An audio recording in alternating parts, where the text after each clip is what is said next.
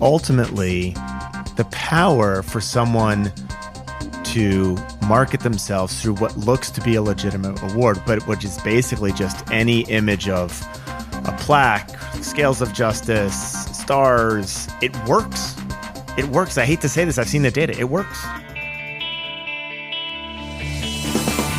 Welcome to the award-winning podcast, Lawyer to Lawyer, with J. Craig Williams, bringing you the latest legal news and observations with the leading experts in the legal profession. You're listening to Legal Talk Network. Welcome to Lawyer on the Legal Talk Network. I'm Craig Williams, coming to you from Southern California. I write a legal blog named May It Please the Court and have 2 books out titled How to Get Sued and The Sled. Well, many of you lawyers have received an offer of an award recognizing you as the distinguished lawyer in your city or state. Perhaps you've received an email or even a message on Facebook offering an award, which might include a custom plaque or an inscribed crystal, maybe an appearance in a publication or a magazine, and all you have to do is pay the membership fees to the awarding organization. So are we looking at pay to play here? Is this a scam? What is the concern for the public? What's the application process? Should lawyers beware? Well, today on Lawyer to Lawyer, we're going to talk about the award industry, the constraints for legal marketing, and what lawyers should do if they receive a solicitation promising an award for a price. And to do that, we have Conrad Saam. After leading the marketing efforts for Avvo, Conrad founded Mockingbird, an online marketing agency focusing exclusively on legal. He's a semi-professional bridge-burning arsonist, and he enjoys publishing cease and desist letters from unscrupulous legal marketing vendors. He's the proud owner of Zippy, the first and only chicken to potentially be awarded the Lawyers of Distinction Top 10% Award, which recognizes lawyers who may have been duped into buying a $700 annual subscription to a plaque. Conrad also co-hosts the podcast Lunch Hour Legal Marketing right here on the Legal Talk Network. So welcome to our co-host here, Conrad Saam. Craig, so nice to see you again. It's been a very, very long time since we chatted, back in the very early Avvo days. Back in the very Avvo days, yes, very beginning of those days. And we should, for our listeners, disclose what that means. So go at it, Conrad. Yeah, so I was this goes back to 2006. I was approached by this little startup at the time that no one had ever heard of called Avvo, and I sat down with Mark Britton and talked about SEO and rating lawyers and exposing sanction information and helping consumers try and select attorneys on by using a scale of 1 to 10, which at the time was really, really kind of revolutionary. And at this point in time now with the web, that it seems very almost banal, but it was a very, very different world back then. And that's how Craig and I originally found each other. Well, and we met because when Avvo first got started, it listed me as having been deceased. I didn't know that. I'm very sorry to hear that. I see you've made a good recovery.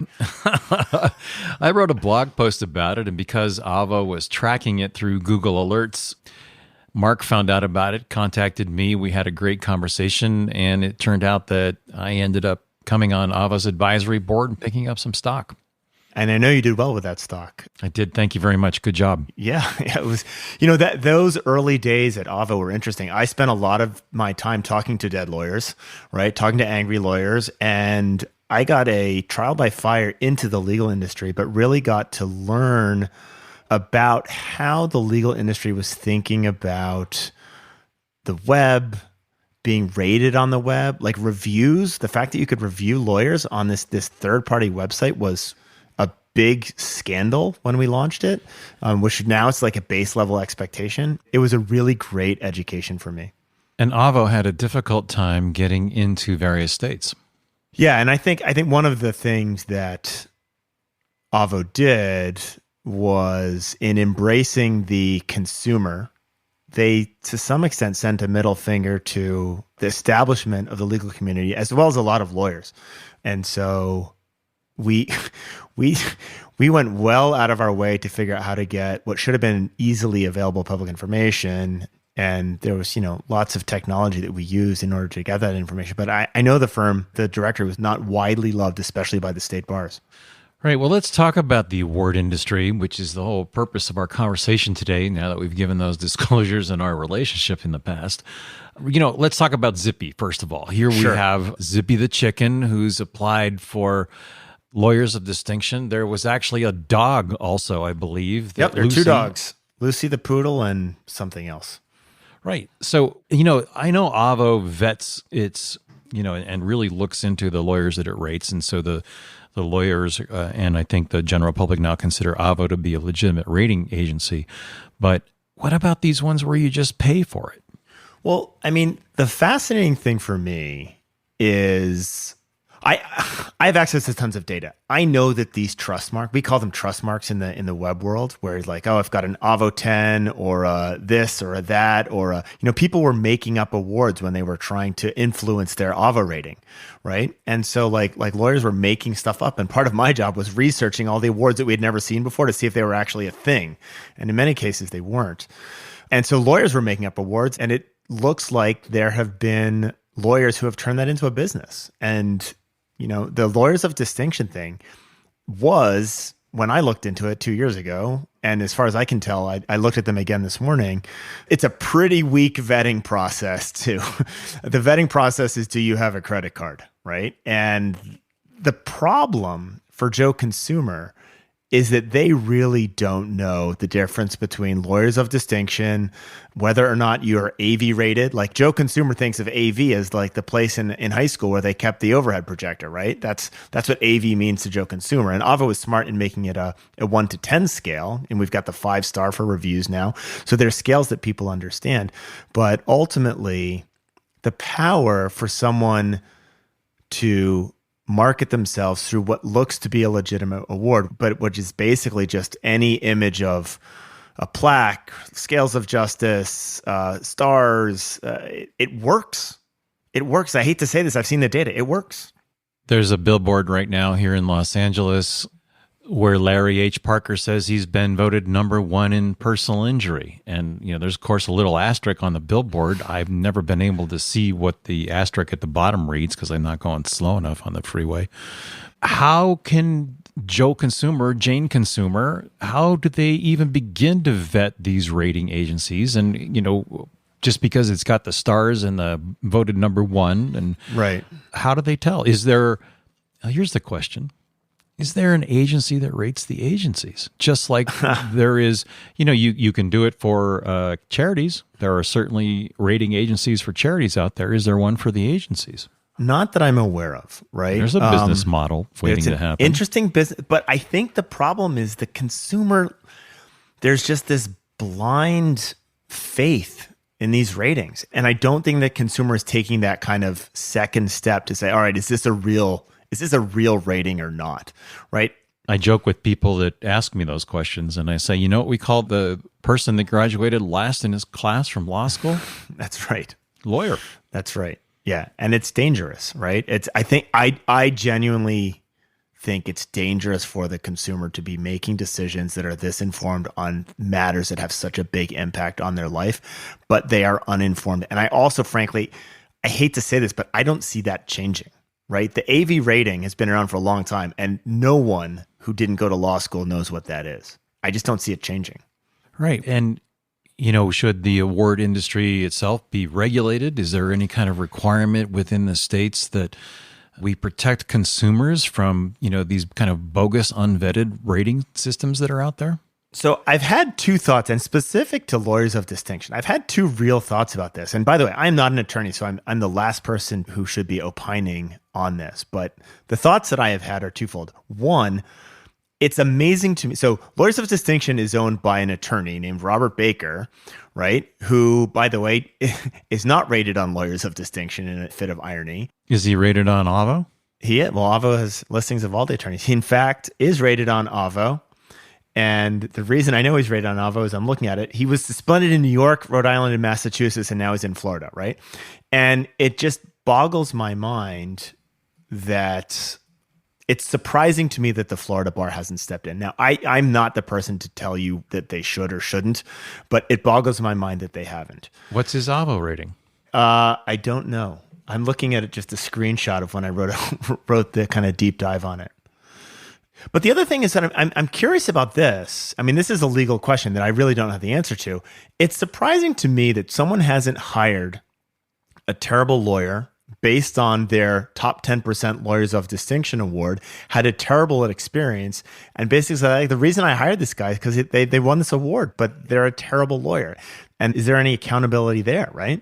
I'm not one to track these cases, but I'm pretty confident that your hypothetical scenario has actually happened, because I've been involved with some malpractice cases, and a common allegation in plaintiffs' cases is that you represented yourself to be, best in the industry, and then they trot out all of these awards, which then backfire on the attorney because you're supposedly in the top 10%, but here you are, you can't even file a motion for summary judgment correctly.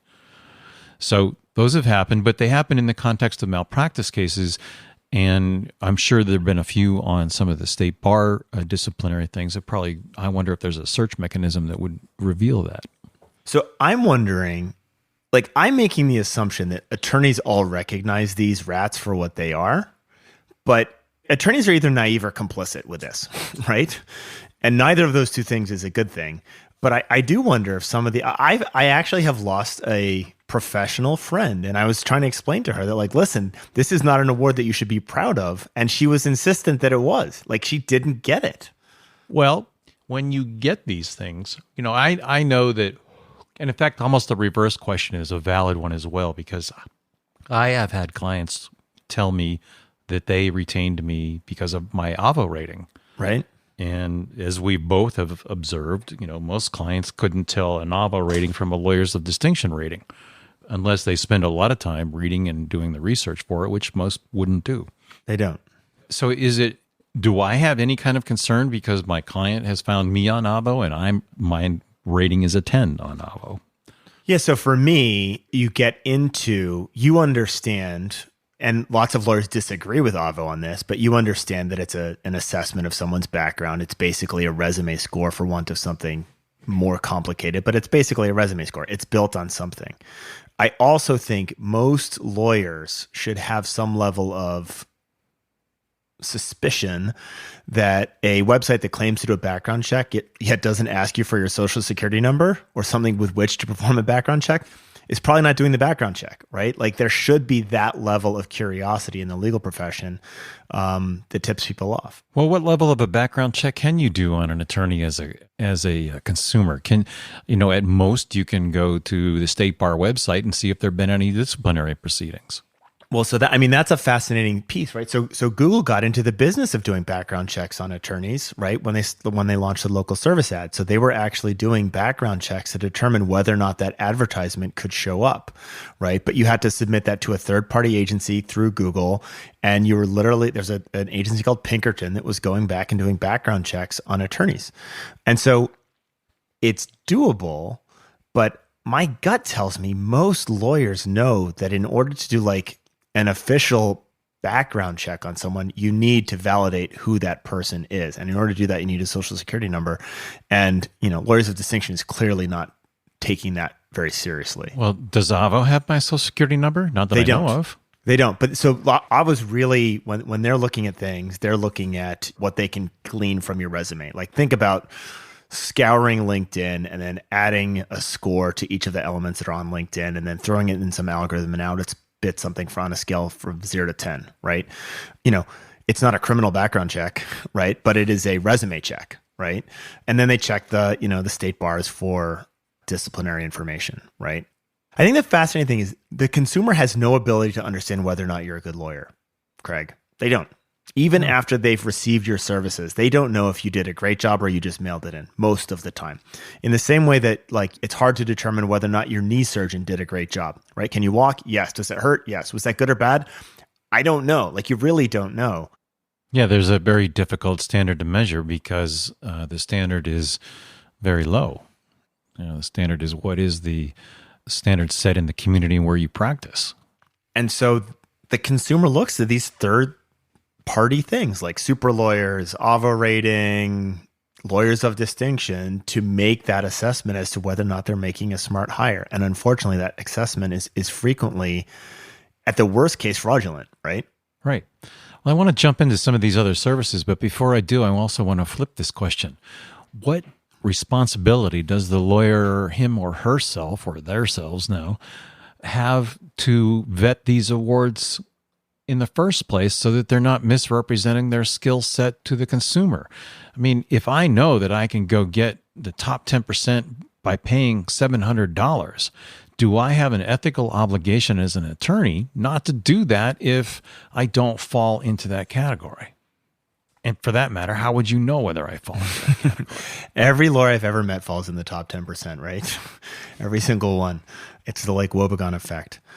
For me, and again, I'm not a lawyer and I'm definitely not an ethics expert. I'm a marketing guy. And right, but you bumped up on this question. I've bumped up into this over and over again. My opinion is that if you smell the rat, don't cuddle the rat, right? And the problem becomes when no one else can tell that it's a rat. The people who really care can't tell that it's a rat. And that's where you have a problem. My inclination is there are so many other ways for you to demonstrate your expertise and awesomeness that you should not, if you find yourself that this is your last resort because you can't get anything else, you can't get a positive Google review, you can't get your AVA rating up, you can't get a super lawyers, you can't get referrals because no one likes you, this is what you've got left, is to go to reviews that you know are fake. At the risk of coming across as super crass, get a different profession. So don't do it at all. I can't, I mean, if this is all you've got left, right? I don't know. And yet here's a creepy thing, Craig. 5,000 lawyers are paying lawyers of distinction an annual fee for a plaque that was as easy to get for my chicken as it was for them. That's crazy. That's super problematic. Right. And where is the state bar on this? There's supposed to be some limit on advertising.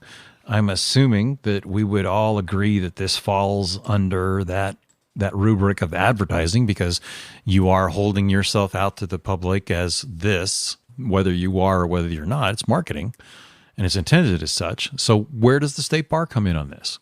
I mean, I can tell you two very different experiences that I've had. One was AVO, which by and large the state bars hated, and they very much viewed AVO as taking referral functionality away from the state bar. Frankly, if the bars had been on top of the web back in the day, AVO may not have existed, or at least wouldn't have existed in the format that you saw it. And so they really pushed back on AVO. And then on this flip side, we've seen nothing from Florida. I've talked to Florida bar people about lawyers of distinction. I've been interviewed. It's not a quiet story. It's not a sleepy story. I was very happy to publish this. It comes up for me about once a month where someone's heard of Zippy the Chicken. I've heard crickets about this. And so do the bars want to get in the business of evaluating whether or not these awards are real or not? I don't know.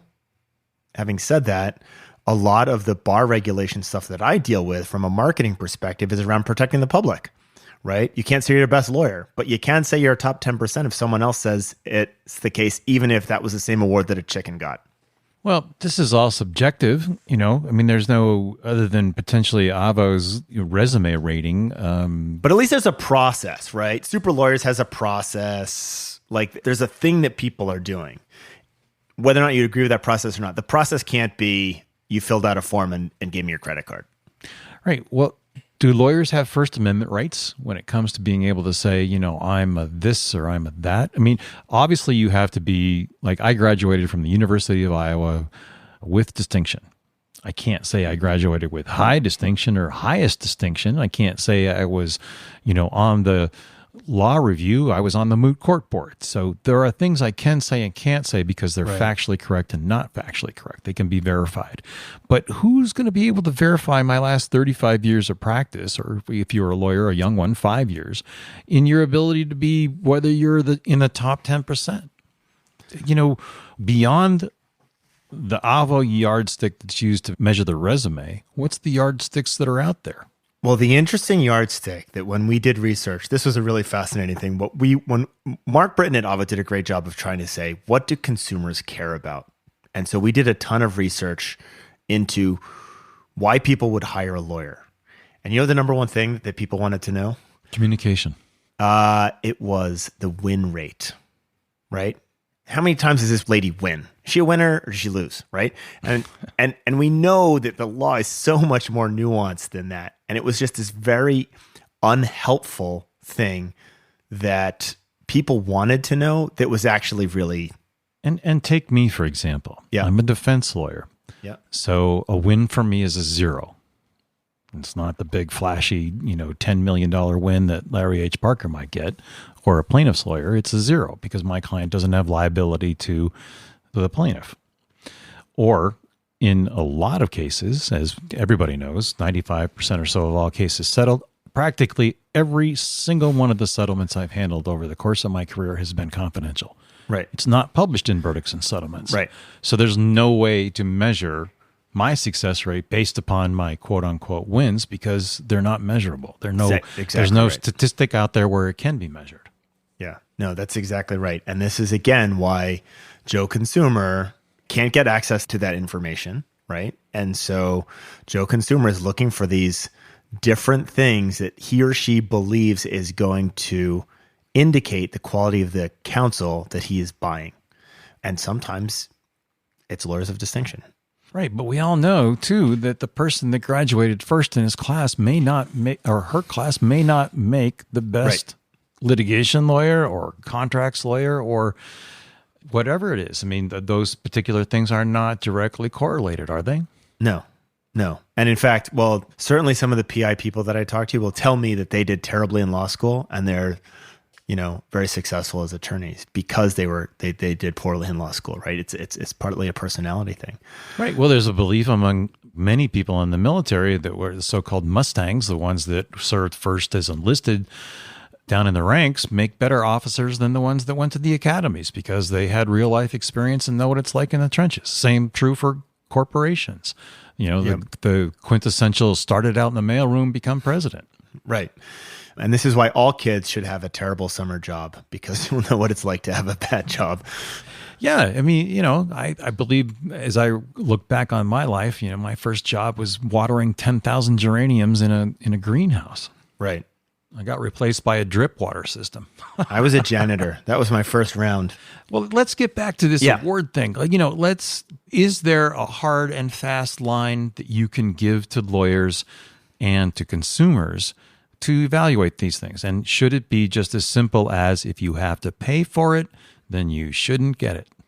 I don't think so, because I think some of the awards, like the pay for it piece, like just because you're paying for it doesn't mean it is an illegitimate award. There may be a high level of correlation between those two things, right? But, there's just because you have to pay for it, I don't think that's the case. Let me use this example. We'll move outside of legal. All of you have flipped to the back of an airline magazine and you found a best plastic surgeon in Arizona, best plastic surgeon in Washington.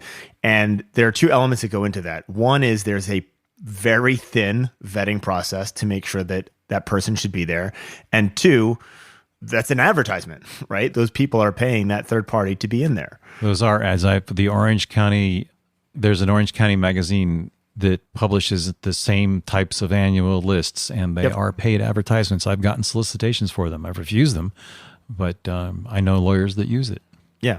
And so there's a thin vetting process in those. I don't love them, but it's two steps. One, a thin vetting process, and two, a check. And it's usually a pretty big check. So I would say just because you pay for something doesn't mean that it's necessarily illegitimate. I think that might be drawing the line too hard. Having said that, many of these are so fraudulent that only the most naive or egotistical or both attorney wouldn't recognize it for what it is. And I think if you recognize it for what it is, I don't think you should play that game. So that nagging little voice in the back of your head tells you no, listen to it. Yeah, listen. I mean, instinct goes a long way, right? And if it's that nagging voice in the back of your head, do the research. Like, here's the funny thing. Whenever Lawyers of Distinction sends out their mass emails telling everyone that they've been nominated for an award, and I get these emails too. I get nominated for the Lawyers of Distinction award. And I've never stepped foot in a law school. like you know, right? And what I like to see is I always know when they sent it out because our traffic on our website explodes because people are vetting it, right? You're doing a modicum of due diligence to determine what this thing is. And I've written about it. Caroline Elephant's written about it. Like a lot of people have written about this. It's not that hard to sniff this one out. Now, are there others? Sure, right? But do a little bit of research, especially if you're going to be spending money on it. Spending money on fraud for your own ego and marketing, Let's talk about the ones that are legitimate. We can rattle off. Would you put super lawyers in that category? I mean, they all have a process, right? They Right, all so have a. If you have a process, are you legitimate? I think if Other so, than just a credit card. let me use that example. So, a lot of these are recognition within the industry, right? Which is basically how well do you network? Barfly. Yeah, I don't necessarily think that makes you a good lawyer. It means you're a good networker. It means you may be well known. It means you've been around for a while. It doesn't necessarily mean, or it means that you have a marketing department who is tasked with getting as many of these awards as you possibly can. And there's the tit for tat. So that happens. The interesting thing, the review, the directory review that is most used by attorneys right now, and the award that's most used by attorneys right now, Google reviews, right? And that happens actively and passively, right? So from a pure search perspective, the more reviews you have, the better you do in search results. But also we know that those glowing reviews tend to turn people into clients. And so that's kind of this crowdsourced review approach where you're ostensibly measuring the bedside manner of the attorney, right? Were they attentive? Did they care about me? Were they nice? Was the front desk helpful? That has become the de facto review metric. And there are numerous problems with that as well, including bogus and fraudulent reviews. And so it's very hard for the consumer. I don't have a beautiful answer for you, Craig, where it's like, all right, if I was telling my brother how to select an attorney, where would you push that person on the web to find great information about how to work with someone? I don't know. And I've been doing this since 2006, right? It's kind of a sad answer to my career. No, well, the whole thing is kind of a mess because it's not regulated. There's it's kind of a free enterprise situation in some instances. Well, Conrad, it's been a great discussion. It looks like we've just about reached the end of our program, so I want to take an opportunity here to invite you to share your final thoughts as well as your contact information. Plug your podcast as well. Yeah, well, nice to chat with you again. It has been far too long. And the good thing for me is my name is Conrad Saam with 2 A's, S-A-A-M. So I'm super, super easy to find anywhere on the web. And if you want to listen to Lunch Hour Legal Marketing, you missed me. We dressed up today for our recording for the Halloween episode. I was in full mummy gear. So we did that with Geet Sakalakis. But really, really appreciate having you have me on.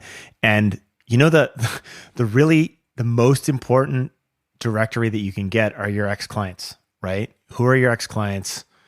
Have you done an amazing job for them? Have you kept in touch with them? Would they recommend you, right? And that is, I mean, it's as unregulated as uncentralized you can get. But ultimately, I mean, I'm in the business of marketing law firms. My law firms that do best are the ones that need me the least, right? Because they're great lawyers. They do a great job with their clients. So it's not as sufficient just to be a great lawyer. You have to be amazing with your clients as well. But if you get that and you stay in touch with people, that makes the world of difference. And those law firms do better than any others. And that is the one piece of consistency I've seen over and over and over again, even though I'm in the business of marketing lawyers to people who don't know them. Right. And the number one complaint to state bars by clients is that my lawyer is not communicating with me. 100%. Well, Conrad, it's been great having you on the show today. Thank you very much. My pleasure. For our listeners, if you like what you heard today, please rate us on Apple Podcasts or your favorite podcasting app. You can also visit us at LegalTalkNetwork.com, where you can sign up for our newsletter. And let me remind you that if you enjoyed this week's Lawyer to Lawyer with Conrad, go check out the brand new Lunch Hour Legal Marketing episode with Conrad and Yi, spotlighting the top 10 marketing horror stories. It's right here on Legal Talk Network. Listen, subscribe, and enjoy. Remember, if you like legal, think Lawyer to Lawyer. Thanks for listening today. I'm Craig Williams. Thanks for listening to Lawyer, produced by the broadcast professionals at Legal Talk Network. Subscribe to the RSS feed on LegalTalkNetwork.com or in iTunes. The views expressed by the participants of this program are their own and do not represent the views of, nor are they endorsed by, Legal Talk Network, its officers, directors, employees, agents, representatives, shareholders, and subsidiaries. None of the content should be considered legal advice. As always, consult a lawyer.